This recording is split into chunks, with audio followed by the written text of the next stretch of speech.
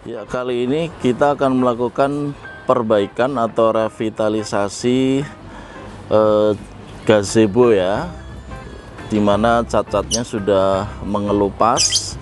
Nah, nanti akan kita kerok dulu ya cat-catnya, kemudian akan kita ganti dengan cat yang baru. Untuk lantainya beberapa spot-spot juga terlihat mengelupas, nanti akan kita tambal dengan semen, jadi biar halus lagi ya, jadi tidak kelihatan rusak gitu. Nah, ini tiang-tiang gazebo-nya sedang dikerok dengan menggunakan KP. Ini sepertinya yang bikin gampang melupas adalah kualitas dari pelamirnya ya, karena ini bukan pelamir yang dipakai dulu, ini kayak semacam cat gamping gitu ya, jadi membuat cat itu tidak menempel ke plesteran tiangnya ya, tapi dia hanya menempel di cat gamping ini sehingga mudah mengelupas.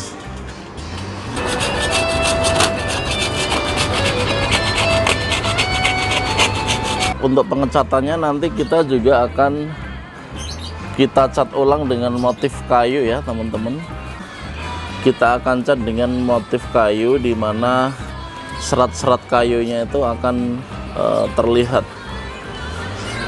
Nah, seperti ini kan kayak kayu ya, padahal ini adalah beton yang kita cat. Nanti kita akan menggunakan kuas khusus dengan teknis pengecatan yang spesifik pula ya. Kemudian di setiap tiang itu di samping saklar untuk menyalakan lampu, ini saya lengkapi juga dengan colokan-colokan ya di tiga tiang lainnya.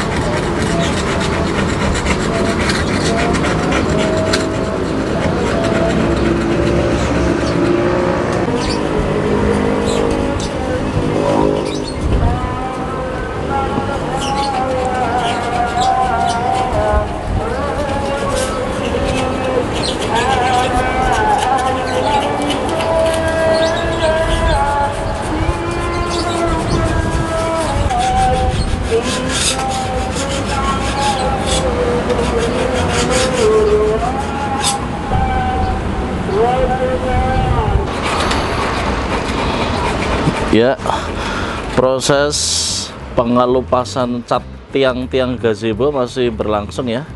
Itu adalah tiang terakhir yang sedang dalam proses pengelupasan cat. Nanti untuk bagian yang mendatar ini nanti juga akan kita kelupas ya. Akan kita kelupas untuk kita ganti cat yang baru. Nah, nanti setelah dikelupas ini nanti putih-putihnya ini harus bersih ya. Artinya bersih itu ketika dicolek sudah tidak ada bekas putih ya. Nanti mungkin akan digosok dengan lap dengan air sehingga putih-putihnya akan hilang ya. Gazebo saya ini adalah gazebo dari beton ya teman-teman, tidak satupun yang bahannya kayu ya. Kenapa ya? Kalau kayu itu akan cepat, umur ekonomisnya itu terlalu singkat ya, dia akan cepat rusak. Tetapi kalau beton itu memiliki umur ekonomis yang jauh lebih panjang. Nah, untuk bentuk gazebo sendiri ini bentuknya adalah limas ya, yaitu atap itu mengerucut, memiliki puncak atap.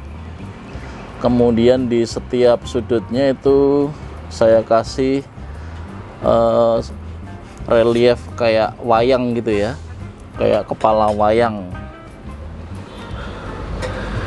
Untuk ketinggian gazebo dari permukaan lantai adalah 2,5 meter. Untuk plafonnya sendiri ini saya menggunakan Sunda plafon ya, jadi kayak semacam fiber ya, jadi tidak akan termakan usia ya. Kalau misalnya pakai plafon itu kena air, itu akan cepat berwarna coklat kotor ya. Kemudian di puncaknya itu saya berikan lampu gantung yang ada kipasnya ya, biar menambah kecantikan dari gazebo saja. Untuk lantai gazebo itu saya menggunakan keramik dengan ukuran lebar 15 cm dan panjangnya 80 cm. Sebaiknya dibeli yang keramik yang granit ya. Kalau granit itu kan lebih tebal, jadi tidak akan gampang pecah ya.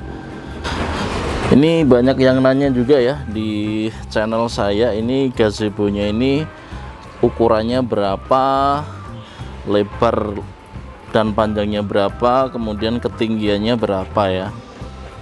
Baik, gazebo saya ini lebarnya adalah 2 meter dan panjangnya adalah 2,5 meter. Sedangkan ketinggian dari lantai 64 cm ya, dari lantai ya, 64 cm dari lantai. Kemudian untuk kolong dari gazebo ini lantainya memiliki ketinggian ini 10 cm ya. Kemudian dengan lebar kolom itu sekitar 32 cm, sekitar 34 lah ya, 32 sampai 34 cm. Nah, kemudian banyak juga yang menanyakan tentang wire mesh yang saya pasang sebagai pagar rooftop ya. Ini wire mesh yang digunakan ini adalah ketebalan 4 mm ya, ketebalan 4 mm. Ini jadi 3 jari masuk ya. Ini tebalnya 4 mm. Namanya adalah wire mesh galvanis. Kita harus pilih yang galvanis agar tidak berkarat ya.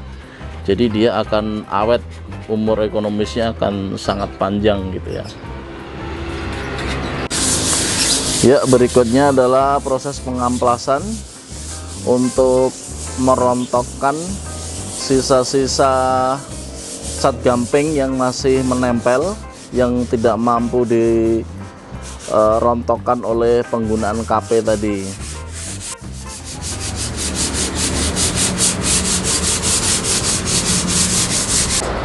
Nah, ini berikutnya adalah proses pengelapan pada tiang-tiang gazebo, yaitu dilap dengan kanebo yang dibasahin untuk menghilangkan cat-cat gamping yang putih itu, sehingga ketika dipegang putihnya itu tidak nempel di tangan ya. Nah, ternyata sudah bersih ya teman-teman. Jadi ini sudah siap untuk dicat ya. Jadi ada 3 jenis cat yang nanti akan diaplikasikan. Yang pertama adalah sebagai cat dasar, yang itu. Kemudian yang kedua adalah untuk cat membentuk motif kayu, yang tengah. Kemudian yang ketiga adalah cat untuk lebih menimbulkan serat pada motif kayu yang dicatkan sebelumnya.